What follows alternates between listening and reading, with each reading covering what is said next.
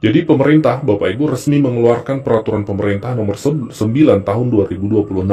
Ini peraturan resmi yang ditandatangani oleh, kita lihat ya, Presiden Prabowo, Bapak Ibu, ya, untuk mengkonfirmasi bahwa ini adalah regulasi yang resmi dari pemerintah, ditetapkan, ditetapkan oleh Presiden Prabowo, Bapak Ibu, dan sudah disahkan keaslian dari dokumen ini oleh Deputi Bidang Perundang-undangan dan Administrasi Hukum Sekretariat Negara, Bapak Ibu, Kementerian Sekretariat Negara. Nah, dalam peraturan pemerintah ini ditetapkan bahwa, di regulasi ini, tepatnya di pasal 15 ayat 1, itu ada keterangan bahwa gaji ke-13 ya dibayarkan paling cepat pada bulan Juni tahun 2026. Karena ini banyak ditanyakan di kolom komentar jadwal pencairan gaji 13. Jadi Bapak Ibu dipastikan tahun ini kembali ada gaji 13 untuk ASN dan pensiunan yang mulai dicairkan pada bulan Juni, Bapak Ibu. Dan regulasi ini sepaket ya antara THR dengan gaji 13. Dan ini sudah juga ada konferensi persnya dari pihak pemerintah dalam hal. Ketua Komisi 1 Dewan Perwakilan Rakyat Republik Indonesia, Saudara Utut Adianto Wahyu Widayat. Para Menteri, Kepala Badan, Panglima TNI, Kapolri, Kepala BIN, serta seluruh anggota Kabinet Merah Putih yang hadir, Menteri Perekonomian Saudara Erlangga Hartarto, Menteri Pertahanan Jenderal TNI Purnawirawan Syafri Samsudin sebagai Ketua Pengarah Satgas PKH, Menteri Energi dan Sumber Daya Mineral Saudara Bahlil Lahadalia, Menteri Kehutanan Saudara Raja Juli Antoni, Menteri Lingkungan Hidup Saudara Hanif Faisal Nurofik, Menteri Tenaga Kerja Profesor Yasyarli, Menteri Transmigrasi Saudara Muhammad Iftitah Suryanegara, Menteri Keuangan Saudara Purbaya Yudi Sadewa, Menteri Sekretaris Negara Saudara Prasetyo Hadi, Panglima TNI Jenderal TNI Agus Subianto, Kepala Kepolisian Negara Republik Indonesia Jenderal Polisi Listio Sigit Prabowo, Kepala Badan Intelijen Negara Jenderal TNI Purnawirawan Muhammad Herindra, Kepala Badan Pengawas Keuangan dan Pembangunan Saudara Muhammad Yusuf Ateh, Sekretaris Kabinet Republik Indonesia Saudara Teddy Indra Wijaya, PLT Kepala Badan Informasi Geospasial Saudara Muhammad Arif Syafi'i. Yang saya hormati seluruh anggota Satuan Tugas Penertiban Kawasan Hutan yang hadir, para pimpinan perusahaan BUMN, para hadirin undangan, serta rekan-rekan pers dan media yang saya hormati. Tentunya kita sebagai insan yang bertakwa selalu memanjatkan puji syukur kehadiran Allah Subhanahu wa taala, Tuhan Maha Besar, Tuhan Maha Kuasa, yang memiliki sekalian alam, atas segala karunia berkah yang diberikan kepada kita, kesehatan yang masih diberikan kepada kita, terutama kebaikan dan kedamaian yang diberikan kepada negara kita. Kita hari ini hadir dalam acara penyerahan hasil penyelamatan keuangan dan aset negara serta penagihan denda administratif tahun 2026 sebesar 11 triliun 420 miliar 104 juta 815.858 rupiah. Saudara-saudara sekalian, ini adalah sebuah kehormatan dan kebahagiaan bagi saya bahwa hal ini terjadi berkali-kali di dalam pemerintahan yang saya pimpin baru 1,5 tahun ini.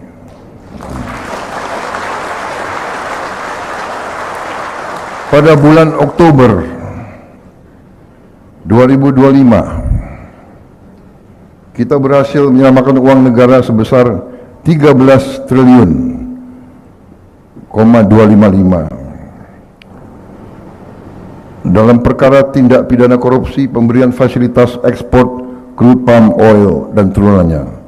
Selang 2 bulan kemudian pada Desember 2025, kita kembali berhasil selamatkan uang 6,625 triliun. Dan hari ini 10 April kita berhasil menyelamatkan 11,420 triliun. Dengan demikian, total uang tunai yang berhasil kita selamatkan sampai hari ini adalah 31,3 triliun rupiah.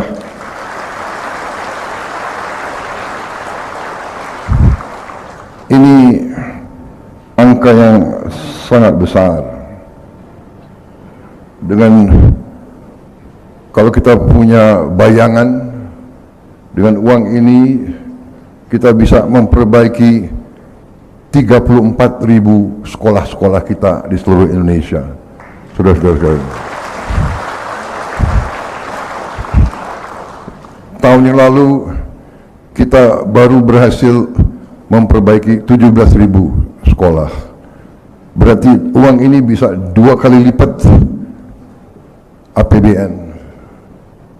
Yang mana sekolah-sekolah berbelas tahun tidak mengalami perbaikan. Bisa juga dibayangkan kalau membantu renovasi rumah untuk rakyat berpenghasilan rendah, ini dapat memperbaiki 500.000 rumah lebih.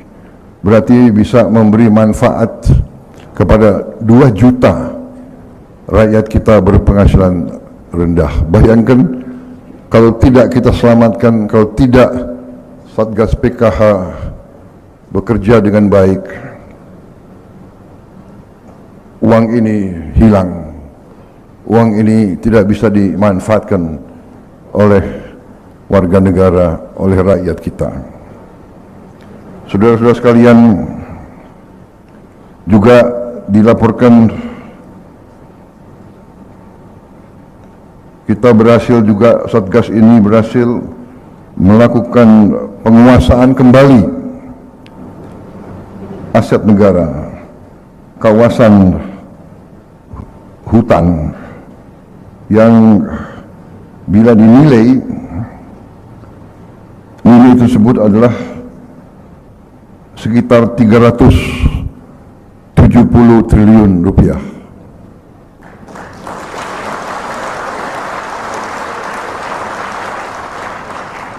Padahal seluruh APBN kita adalah 3.700 triliun kurang lebih. Berarti yang dilakukan oleh Satgas PKH dalam 1,5 tahun ini menyelamatkan hampir 10% dari APBN.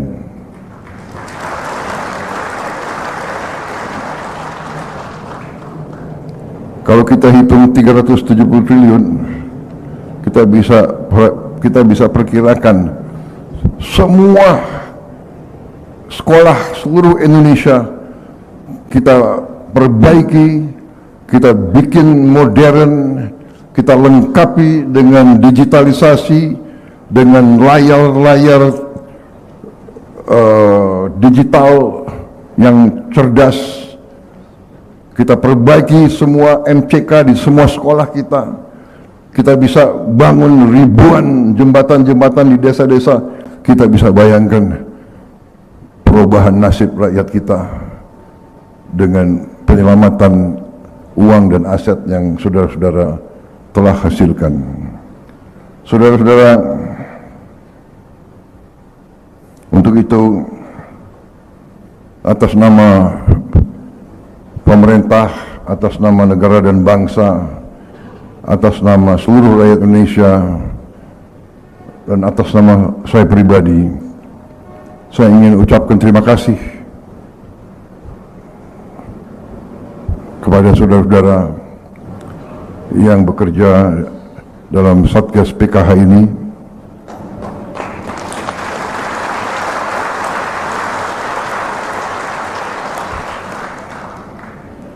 penghargaan saya yang sangat tinggi atas pengorbanan saudara.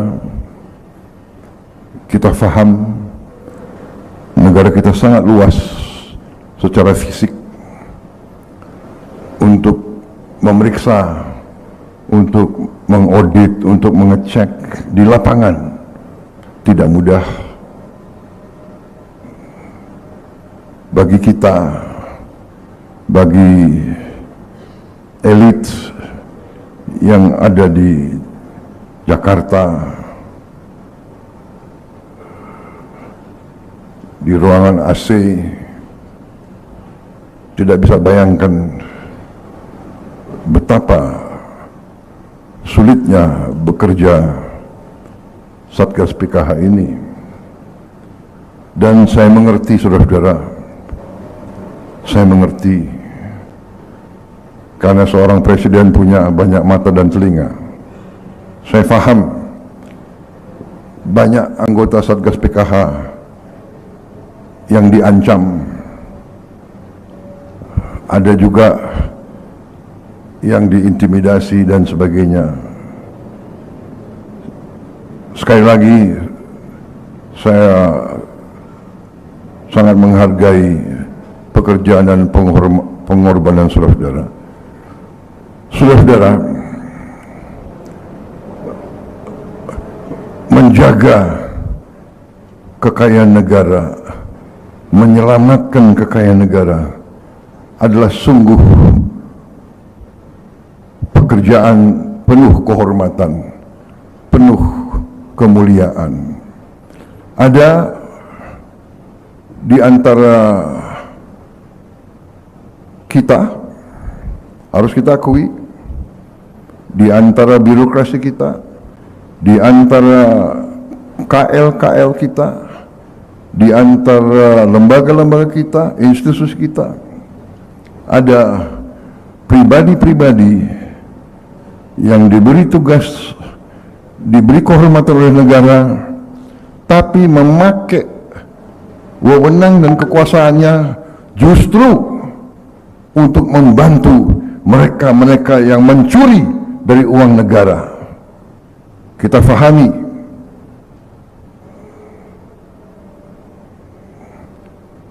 karena itu saya menghargai pekerjaan saudara. Saudara tergolong orang yang masih punya rasa tanggung jawab yang sangat besar kepada negara, bangsa, dan rakyat kita.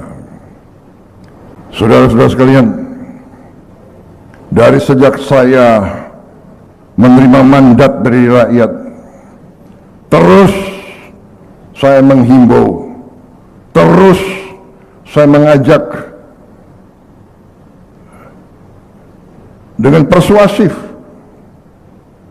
dengan pendekatan manusiawi sebagai sesama bangsa Indonesia, sebagai sesama putra Nusantara.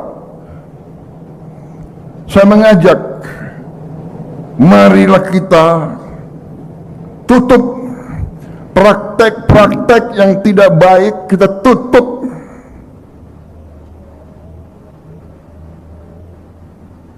Menipu rakyat, menipu atasan,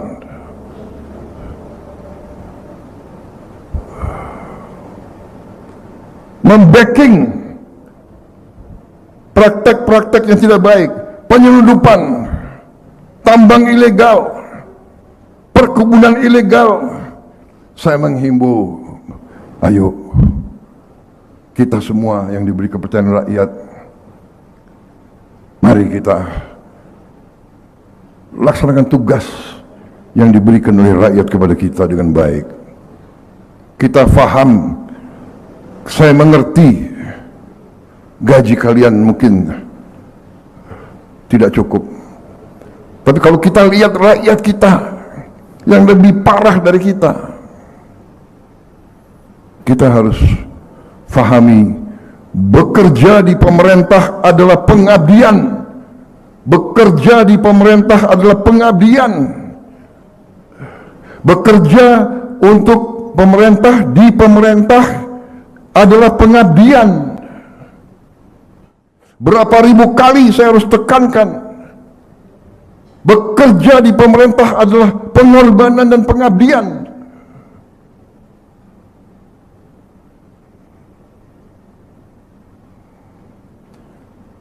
Sudah terlalu lama kekayaan bangsa dan rakyat dirampok. Terlalu lama.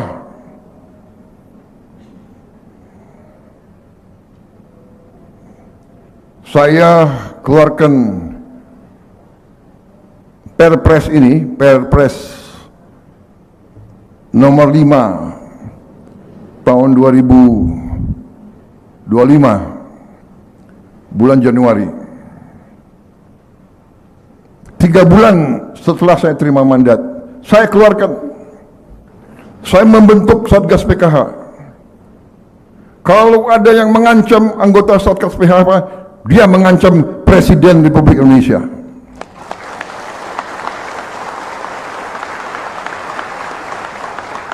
Kalau ada yang menghalangi pekerjaan Satgas PKH, dia menghalangi pekerjaan Presiden Republik Indonesia.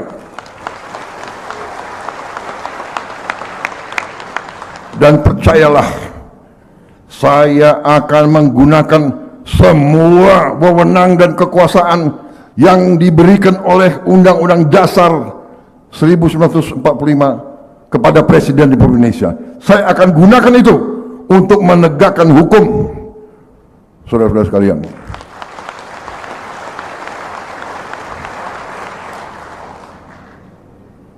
Tanpa pandang bulu, tanpa melihat siapa. Saudara-saudara, sekali lagi, pekerjaan kita masih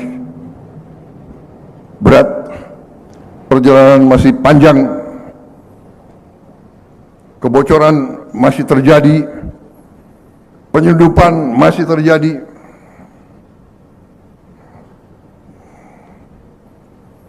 Panglima TNI, Kapolri, Menteri Keuangan, Anda punya lembaga-lembaga yang tugasnya adalah untuk menghentikan penyelundupan. Gunakan segala wewenang yang ada pada Anda untuk menegakkan itu. Dan semua lembaga di setiap tingkatan harus bekerja sama untuk menegakkan hukum. Saya sangat setuju.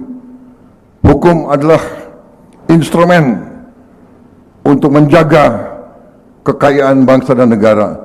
Tanpa kekayaan bangsa dan negara, tidak mungkin rakyat kita hidup sejahtera. Atas izin dan instruksi Bapak Presiden akan diumumkan besaran dan peruntukan dari satu tunjangan hari raya THR dan juga bonus hari raya BHR di periode tahun 2026 yang detailnya teknisnya akan disampaikan secara detail oleh Bapak Menko Perekonomian. Dipersilakan Bapak Menko, Bapak Erlangga Hartarto. Terima kasih. Assalamualaikum warahmatullahi wabarakatuh. Salam sejahtera bagi kita semua, teman-teman media cetak, media elektronik, dan masyarakat. Dan pada pagi hari ini saya didampingi oleh Pak Seskap, Pak Teddy Indrajaya, kemudian Menteri Perhubungan Pak Budi Purwagandi, kemudian Menteri Ketenagakerjaan Pak Yasserli, Menteri Investasi, Hilirisasi, BKPM, dan CEO Danantara Pak Rosan Perkasa Roslani, beserta CEO dari Madaguto Pak Hans Patowo, kemudian dari CEO Grab Ibu Neneng Gunadi, kemudian dari Chief Executive Maxim Indonesia, yaitu Fadin Rusnov, dan PT Indrive Pak Rio Aristo.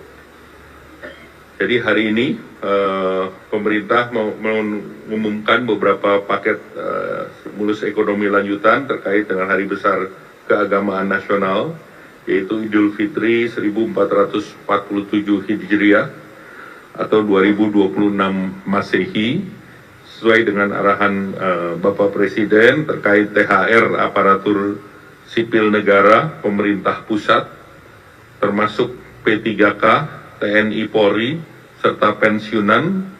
Pemerintah telah menyiapkan anggaran sebesar 55 triliun rupiah, dibandingkan tahun lalu ini meningkat, tahun lalu 49 triliun, naik 10%.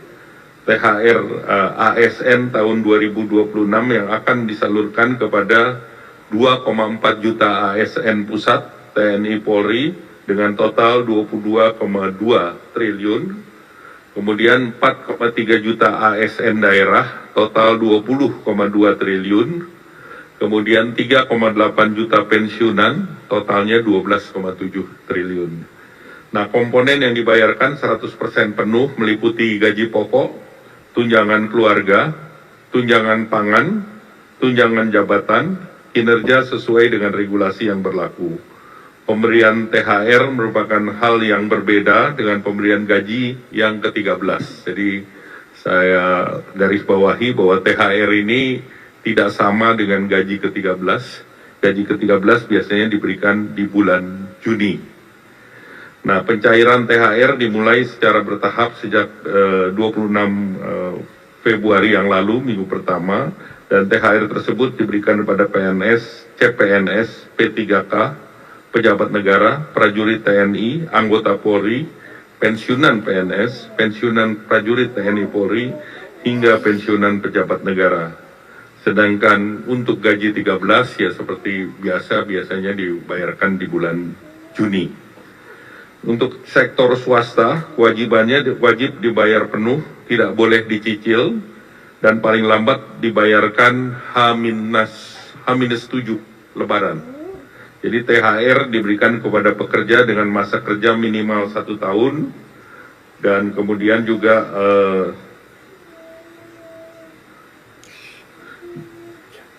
jumlahnya minimal jumlahnya adalah 1 bulan upah, sedangkan pekerja dengan masa kurang 1 tahun diberikan secara proporsional.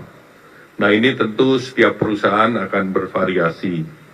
Nah, berdasarkan data dari BPJS Ketenagakerjaan, penerima upah yang tercatat adalah 26,5 juta pekerja, dan diperkirakan jumlah THR yang dibayarkan senilai 124 triliun rupiah untuk THR sektor swasta, dan ini diharapkan bisa mendorong konsumsi nasional secara signifikan. Kemudian bonus hari raya untuk ojol. Ini bonus hari raya ini telah dilakukan dengan komunikasi intensif dengan para aplikator, dan alhamdulillah komitmen kuat dari para aplikator juga diwakili dengan yang hadir pada pagi hari ini. Jumlah yang diberikan ini BHR tahun 2025 bisa mencakup kepada sekitar 850.000 mitra penerima atau pengemudi dengan nilai total 220 miliar, dan ini 2 kali dari tahun lalu. Tahun lalu itu sekitar 110 miliar dari masing-masing aplikator seperti Goto dan Grab. Tahun lalu menyediakan 50 miliar masing-masing.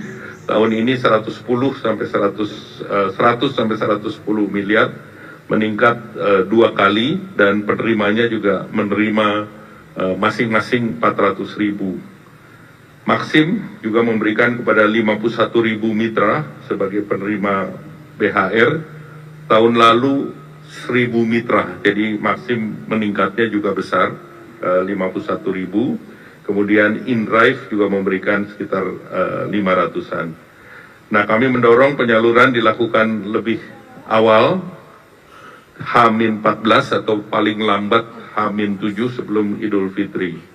Terkait dengan perlindungan jaminan sosial bagi pengemudi, hingga saat ini mitra pengemudi mengikuti jaminan kecelakaan kerja JKK dan jaminan kematian atau JKM BPJS Ketenagakerjaan. Nah, selanjutnya kita telah juga memberikan bantuan untuk diskon transportasi khusus menjelang Lebaran nilai rupiahnya 911,16 miliar, baik dari APBN maupun non APBN, dan bantuan yang diberikan pemerintah pada saat menjelang Lebaran nanti dalam bantuan pangan itu nilainya 14,9 triliun berupa 10 kg beras dan 2 liter minyak goreng untuk 35,04 keluarga. Dan pemerintah juga sudah mengumumkan work from anywhere tanggal 16, 17, 25, 26, dan 27 Maret. Demikian rekan-rekan pers media.